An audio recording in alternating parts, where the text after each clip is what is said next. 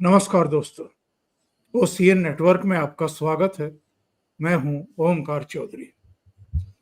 वैसे तो ये बहस का विषय है और हम लोग अपने प्रोग्राम्स में पहले भी कह चुके हैं कि इस देश की कुल जितनी आबादी है, उस आबादी का मुश्किल से 2% हिस्सा ही अभी तक टेलीविजन पर न्यूज़ वगैरह देखता है। करंट अफेयर से संबंधित जो चैनल हैं उनको इस देश की आबादी का मुश्किल से 2% देखता है। ये अपने आप में जांच का विषय है कि सोशल मीडिया पर कितने लोग सक्रिय रहते होंगे, कितने प्रतिशत रहते होंगे, और उनमें भी ऐसे कितने लोग हैं जिनके अपने वहां अकाउंट हैं या जो क्रिया की प्रतिक्रिया करते हैं। यानी किसी ने कुछ उस पर डाला, कुछ प्रतिक्रिया, कुछ वहां पर टिप्पणी की, फिर उसमें प्रतिक्रिया व्यक्त करने वाले कितने हैं। तो सोशल मीडिया पर जो लाठियां भांजी जाती रहती हैं, एक दूसरे का जो चरित्र हनन करने की कोशिश होती रहती है, जिस तरह से पोर्ट्रे किया जाता है, उसका क्या मतदान पर किसी भी तरह का कोई असर पड़ता है क्या? या जो एक्चुअल में इस देश में मूल मतदाता है, जो डिसाइसिव फैक्टर माना जाता है, और एक दूसरी परिभाषा भी इनको दी गई है, लाभार्थी वर्ग, क्या वो सोशल मीडिया से इन्फ्लुएंस होता है, प्रभावित होता है, और सोशल मीडिया से जो नैरेटिव गढ़े जाते हैं, बनाए जाते हैं, उसके अनुसार बिहेव करता है मतदान के समय? ये अपने आप में एक बड़ा विषय है। आज हम इसी पर चर्चा कर रहे हैं। आज और कल कांग्रेस की तरफ से 2 वीडियो जारी किए गए अपने सोशल मीडिया अकाउंट्स पर। एक में दिखाया गया है कि नरेंद्र मोदी की छवि है, एक बड़ा सा बोरा वो अपने कंधे पर लादे हुए हैं, और ये शो किया जा रहा है कि जैसे वो वोट चुरा करके भाग रहे हैं, वोट लेकर के भाग रहे हैं बोरे में। और सामने राहुल गांधी की एक सुपर छवि, सुपर सी एक तस्वीर खड़ी कर दी है, और नरेंद्र मोदी उस सुपरमैन को देख करके वहां से डर करके वापस भागने लगते हैं। दूसरा अटैक इन्होंने किया एक दूसरे वीडियो के जरिए, जिसमें यह कहा गया कि मतदान हो रहा है, वहां पर 2 भगवा दुपट्टा अपने गले में डाले हुए और गुंडानुमा उनकी छवि बनाई गई है, जैसे पिक्चरों में दिखाया जाता है। उनमें से एक के माथे पर तिलक भी लगा हुआ है। यानी जो हिंदू हैं या जो बीजेपी के सपोर्टर हैं, वो कांग्रेस की नजर में गुंडे भी हैं, बदमाश भी हैं, बूथ लुटेरे भी हैं, और लोकतंत्र के हत्यारे भी हैं। एक दंपत्ति है, वो वोट डालने पहुंचा है, उनको खिल्ली उड़ाने वाले अंदाज में और हाथों में नोट लिए हुए वो कहते हैं कि आप दोनों का वोट तो पड़ गया है, आप लोग वापस जाइए। और एक मतदान कर्मी भी दिखाई दे रहा है, वो भी उनके साथ मिला हुआ उसमें दिखाई दिया है। आज हम इस पर चर्चा करेंगे कि ये जो सोशल मीडिया के जरिए गंदगी फैलाई जा रही है या नैरेटिव सेट किया जा रहा है, इससे क्या कांग्रेस पार्टी कोई जंग जीत सकती है? और जहां तक सोशल मीडिया मंच पर सक्रियता का प्रश्न है या लोगों तक अपनी बात पहुंचाने का प्रश्न है, 2014 के चुनाव में तब तक तो कांग्रेस और समाजवादी पार्टी और तमाम दूसरी पार्टियां वो सोशल मीडिया मंचों पर इतनी सक्रिय भी नहीं थी, जब प्रधानमंत्री नरेंद्र मोदी ने इन सोशल मीडिया मंचों के जरिए लोगों तक पहुंचाने का एक पुल बनाया था। क्योंकि उस समय दिल्ली का मीडिया नरेंद्र मोदी के पूरी तरीके से डेड अगेंस्ट था। उनकी छवि बहुत खराब तरीके से पेश की जा रही थी, तब नरेंद्र मोदी ने सोशल मीडिया का यूज किया था लोगों तक पहुंचने के लिए। लेकिन उसके बाद तो उन्होंने दूसरे तौर तरीके अपनाए और उसमें वो सफल हैं। लेकिन एक ये सवाल खड़ा होता है कि कांग्रेस का जो नैरेटिव बनाने का तौर तरीका है, ये दुष्प्रचार का तरीका है और इस तरह के वीडियो बना करके छवि खराब करने की कोशिश करने का है, या जो इनके अपने कार्यकर्ता समर्थक हैं उनको यूनाइट करके और लामबंद करने का है, ये अब उतना प्रभावी है या नहीं है, और भारतीय जनता पार्टी का आईटी सेल इसका मुकाबला कर पा रहा है या नहीं कर पा रहा है। मेरे साथ दो खास मेहमान जुड़ रहे हैं, बाबा रामदास जी और वीरेंद्र नाथ भट्ट साहब। दोनों को जोड़ करके इस चर्चा को आगे बढ़ाएंगे। आप दोनों का बहुत स्वागत है। नमस्कार। वीरेंद्र जी, सबसे पहले उस वीडियो का एक हिस्सा जो कांग्रेस पार्टी ने जारी किया है, और इसको ध्यान से देखा है दर्शक भी और आप लोग भी। यह जीत निश्चित है। ओ भैया जी, कहाँ जा रहे हो? वोट डालने। का नाम है? गरीबदास। गरीबदास ती का नाम है और ये वोट डाल चुका है। घर जाओ। पर बेटा ये देखो, हमारा नाम, उम्र 50। अरे 50 का तो ई भी है। उका है ना कि पुराना खान पान बहुत तगड़ा रहा, दबा के घी खाएं। अब खुद ही देखो। और भैया मेरा वोट? का नाम है? जमला देवी। अरे ये तो हमारा नाम है और हम तो वोट डाल चुके हैं। उका है ना कि आजकल हम लड़की लोगन में भी दाढ़ी मूछ रखने का फैशन चल रहा है। चलिए जाइए जाइए।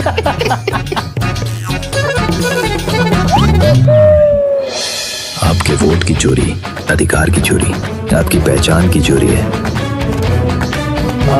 अब तू गंगा देवी। वीरेंद्र जी, क्या इससे आपको मैसेज मिलता है कि ये किस हद तक उतर आए हैं और क्या सिचुएशन क्रिएट करना चाहते हैं इस देश में? देखिए, ये साफ साफ कांग्रेस के रुख से अब जो एक शायर ने कहा है ना, रुख से सरक रही है नकाब आहिस्ता आहिस्ता आहिस्ता। ये 1885 में अंग्रेजों ने जिस पार्टी का गठन किया था, अंग्रेजों की बनाई पार्टी अब जो है इटली के नियंत्रण में चली गई है। तो ये इसका जो घनघोर एंटी हिंदू एंटी सनातन चेहरा है। और लेकिन इस देश के लोगों को में जब जागरूकता नहीं है, तो इस पार्टी का ऐसा हिंदुओं के खिलाफ भड़का का अभियान चलता रहेगा। जब इस पार्टी ने हिंदू टेरर, हिंदू आतंकवाद जैसे एक फेक कहानी को गढ़ने का प्रयास किया, कर्नल पुरोहित जैसे आदमी को 10 साल जेल में रखा, साध्वी प्रज्ञा को इतना टॉर्चर किया गया, जबकि इन दोनों का दूर दूर तक कोई इससे ताल्लुक नहीं था। और इसी कांग्रेस का जो हिंदू का प्रेम है, तो इंडिया टुडे की वेबसाइट पे चले जाइए। 1984 में जब राजीव गांधी का पहला चुनाव था, मतलब जब वो प्रधानमंत्री बने थे, एमपी तो 82 में बन गए थे, उसमें इंडिया टुडे के दिसंबर 2084 के अंक को देख लीजिए, और उसमें ये दिखाया गया है कि इंदिरा गांधी की हत्या हो गई है, देखो हिंदू धर्म खतरे में है। उसमें टूटा हुआ शंख है, टूटे हुए रुद्राक्ष की माला है, टूटा हुआ शंख है, टूटा हुआ शिवलिंग है, मंदिर है, सांप है। ये सब कोई ज्यादा खर्चा नहीं करना पड़ेगा, केवल इंडिया टुडे के आर्काइव में चले जाइए। 1984 दिसंबर का अंक, उसमें मैं आपको माह और वर्ष दोनों बता रहा हूँ। और उसमें कांग्रेस की वो कैंपेन थी, और उस समय भी हम जर्नलिस्ट थे 40 साल पहले, और वो सारे जो है एक एक पन्ने के विज्ञापन देश भर के सभी भाषाओं के अखबारों में छपते थे। और आज वही कांग्रेस जो है हिंदुओं को आतंकवादी बता रही है, और जो विज्ञापन बनाए हैं, जो भी आपने दिखाया, उसमें नाम सारे हिंदू ही हैं। गंगा देवी, यमुना देवी हैं, कोई सलीम या कोई अब्दुल नहीं है। ये देख लिया होगा आपने। भगवा दुपट्टा उनके गले में डाला है, दोनों भगवा दुपट्टा उनके गले में है। और हमारे बाबा जी भी दुपट्टा अब कहीं बाबा जी का डर ना जाए और ये अपना दुपट्टा भगवा के जगह कल से व्हाइट ना पहनने लगे। ये इनको भी साहस देने की जरूरत है। तो ये कांग्रेस का असली चेहरा सामने आ रहा है। और कांग्रेस को ये और राहुल गांधी ने कल कहा भी है कि पिक्चर तो अभी बाकी है। और आज पूना में कहा है कि मेरी जान को खतरा है और ये गोडसे के वंशवादी मेरी हत्या कर देंगे। ये फर्जी कहानी गढ़ रहे हैं गोडसे गोडसे। और आज जो है इस देश की 70% आबादी को ये नहीं पता होगा ये महात्मा गांधी को गोडसे ने मारा कब था। और ये जो है पिछले 40 साल से कहानी बेच रहे हैं कि गांधी हम शर्मिंदा हैं, तेरे कातिल जिंदा हैं। और गोडसे को जोड़ते हैं आरएसएस से। जबकि महात्मा गांधी के असैसिनेशन के बाद कोर्ट में ट्रायल चला, कपूर कमीशन बैठा और ये देखिए बत्ती चली गई है। तो ये सारी बात झूठी साबित हुई। तो ये लेकिन ये इनका अभियान ये चल रहा है। और इनको ये मालूम है, वो चाहे दो देशों का मामला हो या देश के अंदर की लड़ाई हो, अब लड़ाई बॉर्डर पे नहीं होगी, अब लड़ाई ब्राउज़र पे होगी। यानी सोशल मीडिया पे ब्राउज़र यानी जिसके ज़रिए हम इंटरनेट को जो है हम सर्फिंग करते हैं। तो वो ब्राउज़र की अब ये जो है ये चुनावी लड़ाई को और पॉलिटिकल लड़ाई को कांग्रेस धीरे-धीरे ब्राउज़र की बैटल में बदलती जा रही है। ये सारा कुछ अब ये जो वीडियो कैंपेन इनकी है, सामान्य तौर पर ऐसी कैंपेन चुनाव के समय होती है। लेकिन अभी तो चुनाव नहीं है कहीं और चुनाव है तो बिहार में है। तो ये कैंपेन तो बिहार में होना चाहिए। ये कैंपेन जो है सोशल मीडिया पे जो है पूरे देश के लिए क्यों हो रहा है? तो कांग्रेस को ने अब ये तय कर लिया है कि हम जितनी ज्यादा नरेंद्र मोदी बीजेपी के खिलाफ घृणा फैलाएंगे, उतना हमारा जो मुस्लिम वोट बैंक है वो मजबूत होगा। इससे बिल्कुल स्पष्ट है ये। और आज भी सुप्रीम कोर्ट ने जो है स्पेशल इंटेंसिव रिवीजन के पक्ष में बहुत ही सकारात्मक ऑब्जर्वेशन दिए हैं। यानी एक तरीके से जो 28 जुलाई को 22 जुलाई को जो चुनाव आयोग का स्पेशल इंटेंसिव रिवीजन के बारे में जो आदेश था, उसको 6 दिन के अंदर सुप्रीम कोर्ट में चैलेंज किया गया था। तो अब ये तय हो गया है कि जो एसआईआर के खिलाफ जो सुप्रीम कोर्ट में जो याचिका थी, उससे इंडी अलायंस को कोई राहत नहीं मिलने वाली। तो अब तो ये कह रहे हैं पिक्चर अभी बाकी है। तो इससे तय है, इससे ये निश्चित दिखता है कि कांग्रेस अपना घृणा का अभियान तेज करेगी वैसे और ये रुकने वाले नहीं है। आज भारतीय जनता पार्टी के ट्विटर हैंडल से भी एक वीडियो जारी किया गया है, उसको भी देख लेते हैं, फिर बाबा जी के पास जाता हूं। जी।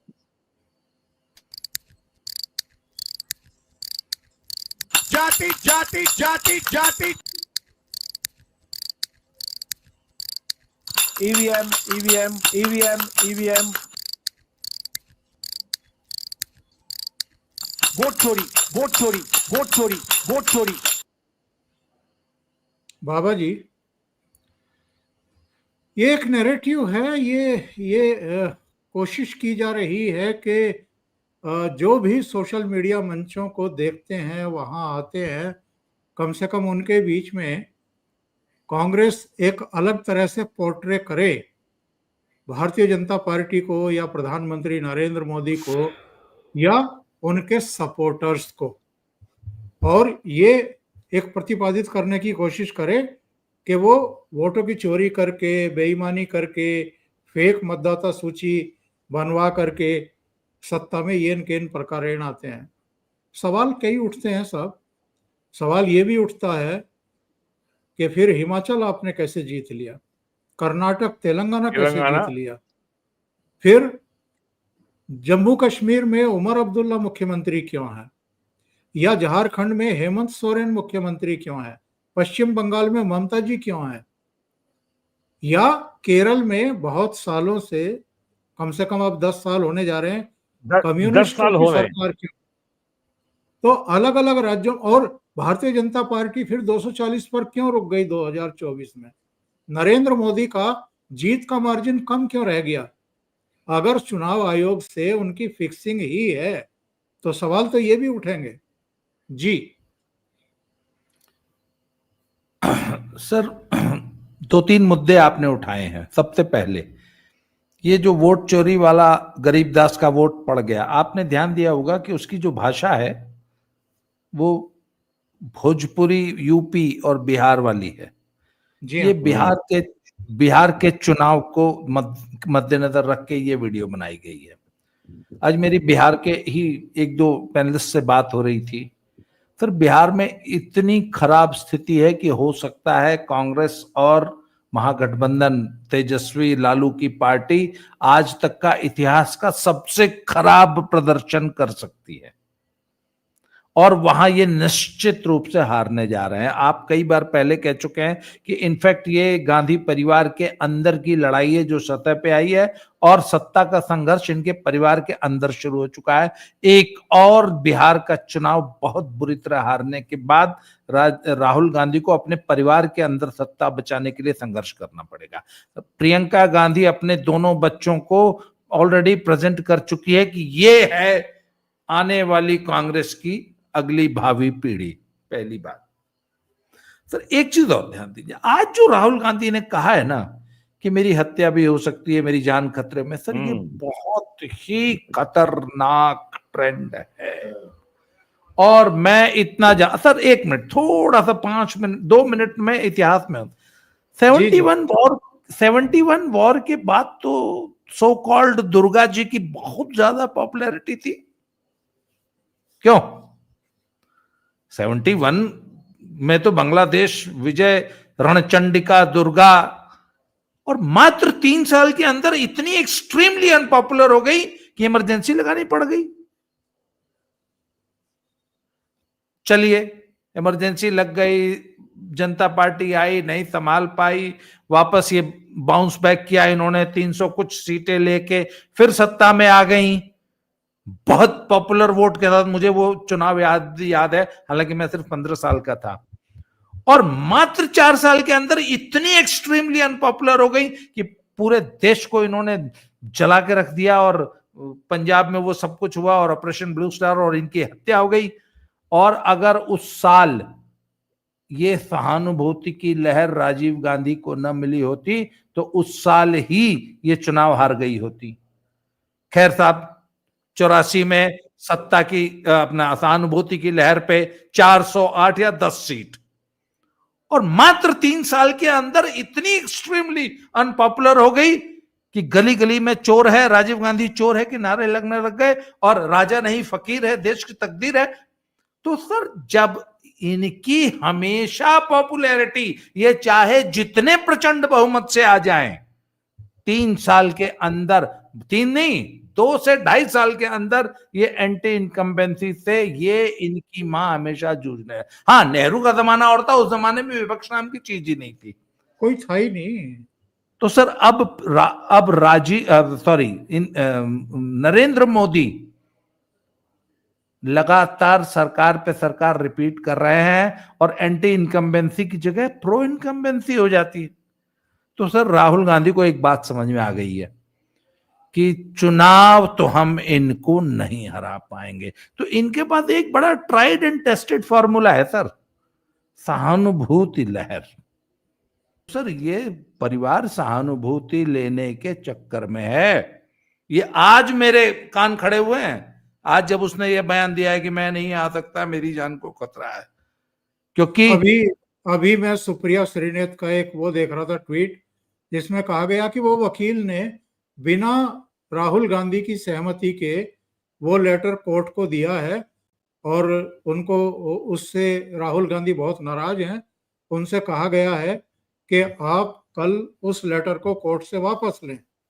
और ये इसलिए भी क्योंकि सोशल मीडिया मंचों पर भी और मीडिया में भी ये सवाल खड़े होने शुरू हो गए कि भाई, विदेशों में तो आप बिना सिक्योरिटी के बड़े आराम से टहलते हैं, वहां तो आपकी जान को खतरा नहीं है, और छत्रपति शिवाजी महाराज की भूमि में आते ही आपकी जान को खतरा हो जाता है।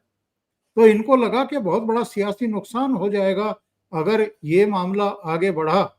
तो आज इन्होंने यू टर्न लिया इस मामले में, और अब सुप्रिया श्रीनेत और पवन खेड़े दोनों के बयान आ गए हैं सोशल मीडिया पर कि कल ये लेटर अदालत से वापस लिया जाएगा। जी वीरेंद्र जी, जी मैं आपको एक बीजेपी की तरफ से जो प्रेस कॉन्फ्रेंस हुई उसका एक हिस्सा सुनवा देता हूं। बात का डर है राहुल जी, शपथ पत्र हाँ, नहीं अनुराग देते, ठाकुर ने बोला है। सबूत नहीं देते, झूठे आरोप लगाकर भाग जाते हो, और यही आपका तरीका हो गया है। भ्रम फैलाया चुनाव के समय संविधान का लेकर, आज संवैधानिक संस्थाओं पे प्रश्न चिन्ह खड़ा करते हो। और ये देखिए, शूट एंड स्कूट का इनका पुराना है। इलेक्शन कमीशन ने राहुल गांधी जी को बुलाया, वोटर रोल इशू पे नहीं गए, उनको कहा एविडेंस दे दो, बार बार कहा, नहीं दिया राहुल गांधी जी ने और कांग्रेस पार्टी ने। और यहां तक कि representation of people's act, RP act में अगर देखें सेक्शन 80 में, तो no election commission, no election petition file की इनके किसी भी नेता ने, किसी चुनाव लड़ने वाले ने। और अगर आप दाहिनी ओर देखेंगे तो इंडियन नेशनल कांग्रेस और आरजेडी को, ये पूरा चार्ट देखिए आप ध्यान से। इलेक्शन कमीशन आज 13वां दिन हो गया लगातार बिहार में, वहां तो इनकी कोई इस तरह की बातचीत नहीं है, खुले मन से इलेक्शन कमीशन बात सुन रहा है, बिहार के लोगों को कोई दिक्कत नहीं है। लेकिन जब इनके पास बिहार में मुद्दा कोई नहीं बचा, चुनाव में जाने से पहले हार स्वीकार कर ली, तो अब झूठे आरोप लगाते हैं। एक और सुन लेते हैं। बिहार की जिस लेडी को 124 साल की बता करके कल ये टी शर्ट पहन रहे थे, वो लेडी सामने आ गई है। वो लेडी आपत्ति की है। वो लेडी सामने आ गई है। का टी शर्ट, मेरे तस्वीर का फोटो लगा कर वो टी शर्ट पहने, क्यों है? क्यों? कारण क्या है? वो कौन होते हैं? उनको अधिकार दिया है किसने? तब मेरे उम्र के लिए वो इतना शुभ चिंतक क्यों बने? वो आखिर मेरे हैं कौन? जानना मैं चाहती हूँ ना कि वो है मेरे कौन, उनको अधिकार किसने दिया? मेरा विपक्ष लड़ने के लिए, मेरा विपक्ष कुछ करने के लिए उनको अधिकार किसने दिया? मैं ये जानना चाहती हूँ कि किसने दिया है अधिकार। अधिकार देने वाला का भी नाम तो जानना चाहिए ना मुझे, कि कौन दिया है। आप कहना चाहते हैं कि आपके लिए ऐसा ना किया जाए? हाँ, ना किया जाए। क्यों किया जाएगा?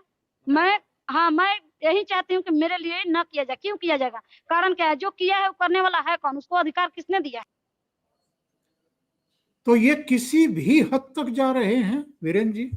बस अब ये बिल्कुल साफ हो गया है कि ये केवल चुनाव की जो वैधता है, चुनाव की जो विश्वसनीयता है, उस पूरी प्रोसेस के बारे में इतना बड़ा संदेह का पहाड़ खड़ा कर दो कि हम चुनाव फिर हार जाएं, कोई हमसे सवाल ना पूछे, और उसके बावजूद, और चुनाव हारने के बाद भी हमारे पास चुनाव के बाद बवाल करने का, अराजकता फैलाने का एक ठोस राजनीतिक आधार बना रहे। इसमें ये है इनका। और जो एक कहावत है ना, heads I win tail you lose, तो चित भी मेरी पट भी मेरी। तो इनको कि चुनाव हारने के बावजूद भी हम जो है विक्टिम कार्ड खेलने की स्थिति में होंगे।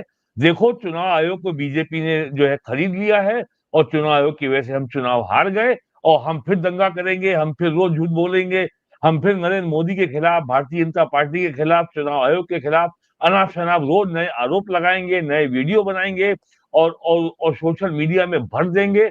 और कहीं ना कहीं हम जब इतनी नेगेटिविटी और इतनी नकारात्मक जहरीली बातें करेंगे, तो कुछ तो असर होगा। तो ये इसी स्ट्रेटजी पे चल रहे हैं, और इनको मालूम है बिहार भी हारेंगे, ममता बनर्जी बंगाल भी हारेंगी। और अभी तो एसआईआर में असली लड़ाई तो अभी होनी है बंगाल में, बिहार में तो कुछ नहीं हुआ।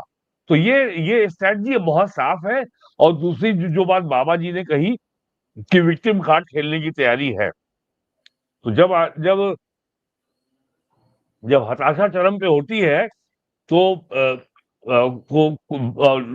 कोई भी आदमी, कोई भी नेता बड़ी से बड़ी गलती कर सकता है। और अब इनकी हताशा इनके चरम पे है। हरियाणा गया, महाराष्ट्र गया, दिल्ली गया, और बिहार जा रहा है अब। भट्ट साहब, इनकी हताशा तो चरम सीमा पर है, क्योंकि जिस तरीके से ये बयानबाजी कर रहे हैं, कल से पूरे देश में सिग्नेचर अभियान, ना ये आप सुप्रीम कोर्ट को मान रहे, ना ये चुनाव आयोग को मान रहे, ना ये महाराष्ट्र में जा रहे हैं, ये पार्लियामेंट का लगातार निरादर कर रहे हैं, ये मीडिया को धमकाने का काम कर रहे हैं, इस देश में डेमोक्रेसी का ऐसा कौन सा पहिया बचा है, पिलर बचा है जिस पर इनको भरोसा हो। आज इनका एक और झूठ का पर्दाफाश किया बीजेपी ने। अब जाकर के बीजेपी सक्रिय होती हुई दिखाई दे रही है। ये देखिए, ये बीजेपी के ट्विटर हैंडल पर है। वोटिंग के आंकड़ों ने राहुल गांधी को किया एक्सपोज। झूठ। महाराष्ट्र विधानसभा चुनाव 2024 में 5 बजे के बाद अचानक वोटिंग टर्नआउट बढ़ गया। राहुल गांधी। सच। 5 बजे से पहले 58 लाख वोट प्रति घंटा पड़े। 5 बजे के बाद 32.5 लाख वोट प्रति घंटा पड़े। महाराष्ट्र को लेकर के लगातार ये झूठ बोलते आ रहे हैं। इसके अलावा इन्होंने एक काम और किया।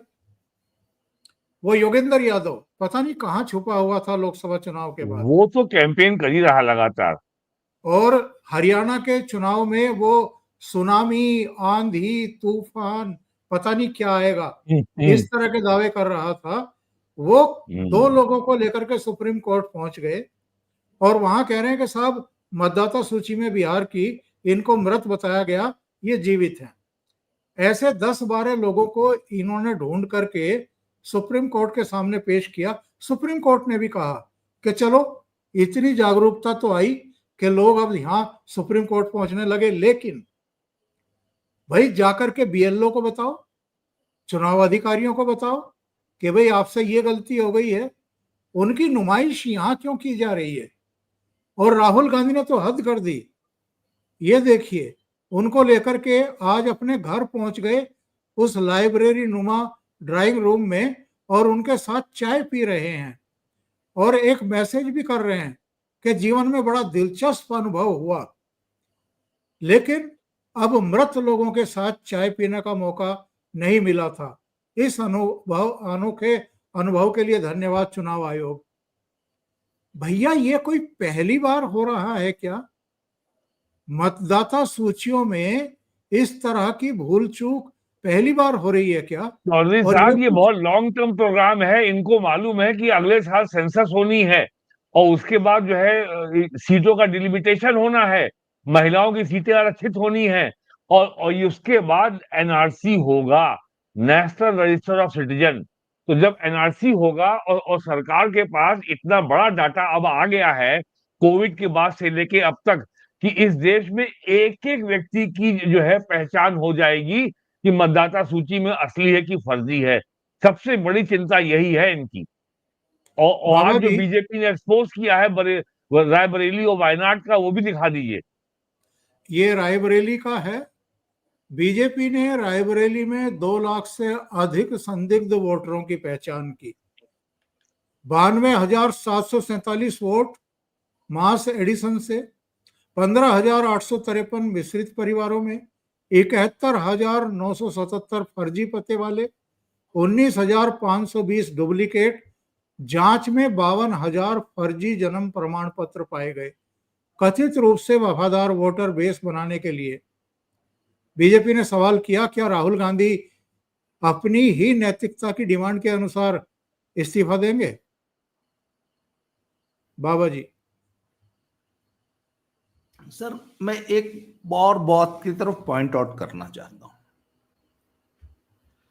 11 साल से ऊपर हो गया मोदी सरकार को, आज तक विपक्ष एक भी मुद्दा नहीं ढूंढ पाया जिसमें मोदी को घेरा जा सके। विदेश में घूमता है, अपनी बीवी को इसने साथ नहीं रखा, इसके बच्चे नहीं है, ये पता नहीं कितने लाख रुपए किलो का मशरूम खाता है, 10 लाख का सूट पहनता है, चौकीदार चोर है, राफेल। इसके अलावा इनको आज तक एक भी मुद्दा मिला? अच्छा, इनकी समस्या क्या है सर? 410 सीट लेके मिस्टर क्लीन आए थे, 2 साल के अंदर बोफोर्स के एक आरोप ने धज्जियां उड़ा के रख दी और मिस्टर क्लीन के चेहरे पे कालिक पुत गई। और सारे देश ने उस आरोप को सच्चा मान लिया। राजा नहीं फकीर है, देश की तकदीर है। उन्हीं का फाइनेंस मिनिस्टर उनके लिए काल बन गया सर, क्योंकि आरोप में दम था।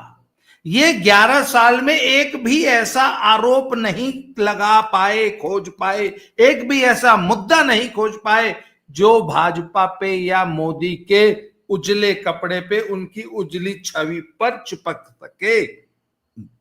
सर, आज इनकी सबसे बड़ी प्रॉब्लम पता है क्या है? Trust deficit.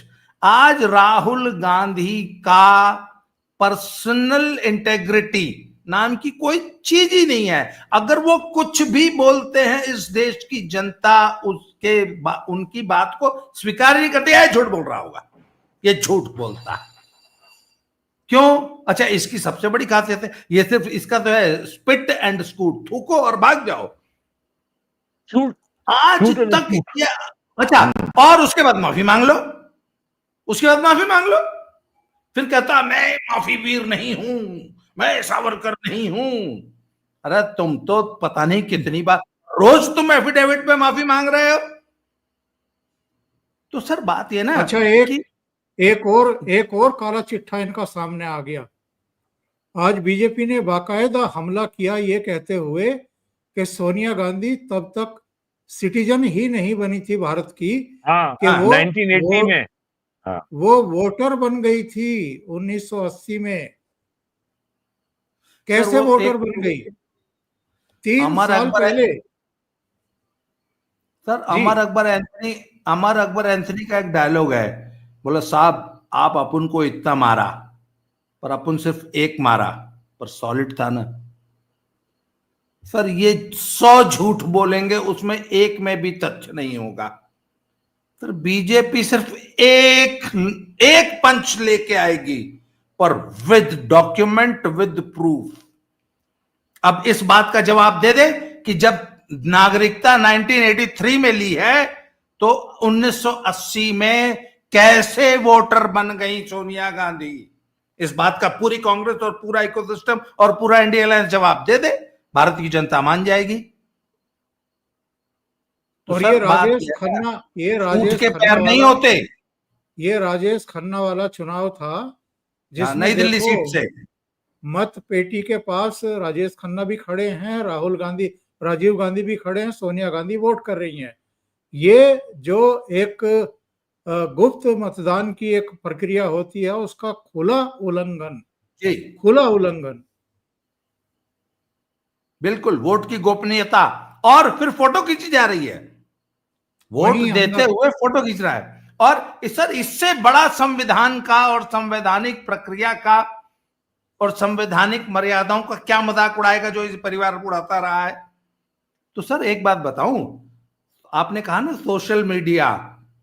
Sir, social media की सबसे बड़ी जो ताकत है ना, कि उसने आम आदमी को एम्पावर किया है। आज सोशल मीडिया की ताकत यह है कि आम आदमी 1 सेकंड में दूध का दूध और पानी का पानी कर देता है।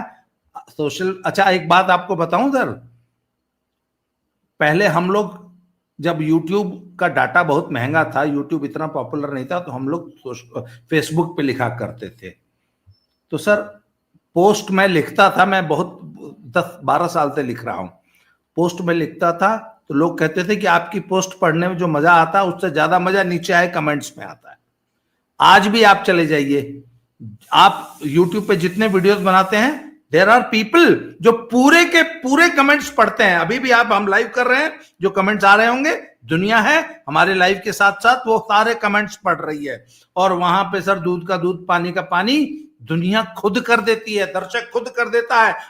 मैं और आप झूठ बोलेंगे, तुरंत खंडन आ जाएगा और सच्चाई सामने आ जाएगी, लिंक आ जाएगा, प्रूफ आ जाएगा, फोटोग्राफ आ जाएगी, वीडियो आ जाएगी। सर दुनिया आजकल 8वीं क्लास का बच्चा मुझसे आपसे ज्यादा टेक सेवी है। और गांव की, सर मैं तो पूरे देश में घूमता हूं, मैंने गांव में औरतों को देखा है, रसोई में जब बर्तन मांज रही होती हैं तो सामने यूट्यूब की वीडियोस लगा रखी होती हैं। हालांकि उनके इंटरेस्ट अलग अलग हैं, पर सर आज पूरा का पूरी देश दुनिया एम्पावर्ड है। और उनके पास एक माध्यम है, और वो अब तो वीडियो बनाना भी सीख गई हैं, रील बनाना सीख गई हैं। आज सर 1 मिनट के बना रही हैं, कल को 10 मिनट के भी बनाएंगी। अभी तो सिर्फ नाच रही हैं वीडियो के सामने, कल को वो भी पॉलिटिकल कमेंट्री करेंगी। इसलिए अब देश को बेवकूफ नहीं बनाया जा सकता। और अब तो सर शॉर्ट्स में जी आखिर में निशिकांत दुबे का लोकसभा के भाषण का एक अंश सुन लेते हैं। ये जो राहुल गांधी आजकल कह रहे हैं ना, मैच फिक्सिंग हो रही है, मैच फिक्सिंग कैसे होती है, निशिकांत दुबे ने बताया। चुनाव आयुक्त थे, मुख्य चुनाव आयुक्त रिटायर हुए। MS गिल चुनाव आयुक्त थे, मुख्य चुनाव आयुक्त रिटायर हुए सर, कांग्रेस पार्टी के सदस्य हो गए, राज्यसभा से मेंबर हो गए, और देश के मंत्री हो गए स्पोर्ट्स के। नवीन चावला सर, नवीन चावला, अब उनको मैं श्रद्धांजलि देता हूं, अभी उनकी डेथ हुई, लेकिन पूरी दुनिया जानती कि जो विदेशी लॉबी है, मदर टेरेसा पर बहुत अच्छा बुक लिखा उन्होंने सर, और जो वो लॉबी सोरेस के साथ जो लॉबी गांधी परिवार को मदद करती है और जो देश के टुकड़े टुकड़े करना चाहती है, उस लॉबी के सबसे बड़े समर्थक थे। उस नवीन चावला को आपने, जो सेक्रेटरी एमपैनल नहीं था, जानकारी के लिए, उसको जबरदस्ती सेक्रेटरी एमपैनल कराया और सीधा चीफ इलेक्शन कमिश्नर बना दिया। आज यदि सुप्रीम कोर्ट के आदेश के बाद हम कानून चेंज करके लेकर आए और उसमें आप भी बैठोगे, पैनल हम देंगे, तो इसके पहले तो आपने कभी लीडर ऑफ द अपोजिशन को नहीं पूछा। जब तक 2014 तक सरकार रही, मैं राहुल गांधी जी, पूरी कांग्रेस पार्टी और पूरे विपक्ष को चैलेंज करता हूं कि आपने इलेक्शन कमिश्नर के अपॉइंटमेंट में, चीफ इलेक्शन कमिश्नर के अपॉइंटमेंट में एक बार भी किसी विपक्ष के आदमी से कंसल्ट किया है? आजादी के 1950 से लेकर 2014 तक आप अपने चपरासी को, अपरासी को, कार्यकर्ता को, जिसको आपने चाहा जो है इलेक्शन कमिश्नर बना दिया। 100 चूहे खाकर बिल्ली चली हज। तो ये निशिकांत दुबे ने बहुत अहम सवाल खड़े किए और इनको एक तरीके से निवस्त्र करने का काम किया। जी भट्ट साहब, देखिए, अब देश जो है राजशाही से आगे जा रहा है, और लोगों को समझ लेना चाहिए कि नरेंद्र मोदी ने इतने बड़े देश की, जिसकी इतनी 5000 साल से ज्यादा पुरानी सभ्यता है, 140 करोड़ आबादी है, उसकी डिफॉल्ट सेटिंग को नरेंद्र मोदी ने बदल दिया है। जो सहज स्वाभाविक प्रवृत्ति थी कि हम तो 1000 साल हारे, हम तो पिटते रहे, तुर्कों ने हमको लूटा, अरबों ने हमको लूटा, अफगानियों ने हमको लूटा, ईरानियों ने हमको लूटा, अंग्रेजों ने हमको लूटा, हम तो दीनहीन थे, निराही, हम तो निरीह थे, हम तो अनपढ़ जाहिल थे। और एक यहाँ बड़े मौलाना थे लखनऊ में, मौलाना अली मियाँ, वो तो कहते थे कि इस्लाम के साथ भारत में तहजीब आई। तो अब हम अपनी तहजीब, हमको मालूम है हमारी तहजीब क्या है। जैसे जैसे भारत के लोगों में स्वयं बोध जागृत होगा, जैसे जैसे भारत के लोगों में इतिहास बोध जागृत होगा, जैसे जैसे लोगों के अंदर शत्रु बोध जागृत होगा, जैसे जैसे भारत में एक सांस्कृतिक पुनर्जागरण होगा, सनातन की संस्कृति का पुनरुत्थान होगा, वैसे वैसे कांग्रेस का दर्द बढ़ेगा, हमले बढ़ेंगे, हिंसा बढ़ेगी, घृणा बढ़ेगी, और इसका इलाज केवल चुनाव के जरिए ही जनता इनको देगी। और ये एक चुनाव और या 2 चुनाव और या 3 चुनाव और, ये अपने आप ही भारतीय राजनीतिक व्यवस्था में अप्रासंगिक हो जाएंगे, और इसका कोई इलाज नहीं है। डेमोक्रेटिक सोसाइटी में, डेमोक्रेटिक सिस्टम में, लोकतांत्रिक व्यवस्था में सबसे बढ़िया तरीका चुनाव ही है, सबसे बढ़िया तरीका लोकतांत्रिक प्रोसेस है। जनता के ऊपर छोड़ दिया जाए, लेट देम डिसाइड कि वो किसको को कितना प्रासंगिक और कितना प्रमाणिक मानते हैं। नरेंद्र मोदी ने 10 साल इंतजार किया और आम आदमी पार्टी ऐसी झूठ बेमान मक्कारों की, विदेशी एजेंटों की पार्टी को लोकतांत्रिक प्रक्रिया से बाहर किया। वही कांग्रेस के साथ भी होगा, वही राहुल के साथ भी होगा। यही एक तरीका है जिसमें समाज में समरसता बनी रहे, सामंजस्य बना रहे, आम सहमति बनी रहे। और राहुल गांधी तो चाहेंगे कि देश में हिंसा हो, एनार्की हो, अराजकता फैले, और विदेशी ताकतों को हस्तक्षेप करने का मौका मिले, लेकिन नरेंद्र मोदी की सरकार ये सब कभी नहीं होने देगी। ये बहुत करके इन्होंने 11 साल देख लिया, और इसका हल आने वाले लगातार जो चुनाव राज्यों में होंगे, फिर 29 में लोकसभा के होंगे, आप देखिएगा उसी से हल निकलेगा। सर मैं एक अंतिम बात जोड़ देना चाहता हूं। मोदी सरकार ने सर गरीब आदमी, आम आदमी को एम्पावर करने के लिए दो बहुत बड़े काम किए। सबसे पहला तो जो सर ये सभी लोगों का बैंक खाता खुलवा के यूपीआई, आज हर व्यक्ति के लिए कैश हैंडलिंग, कैश फ्लो, खाता, डायरेक्ट बेनिफिट ट्रांसफर एक बहुत आसान कर दिया, नंबर 1। और नंबर 2, जो डाटा सस्ता कर दिया और हर आदमी के हाथ में फोन पहुंच गया। आजकल आपने देखा, किसी भी बात पे आपने देखा होगा, अरे वीडियो बना रहे, वीडियो बना, कोई भी बात हो तुरंत 4 आदमी मिलकर वीडियो बनाने लगते हैं। हाँ। और डाटा सस्ता है, वर्ल्ड में सबसे सस्ता कॉलिंग रेट और सबसे सस्ता डाटा इंडिया में है।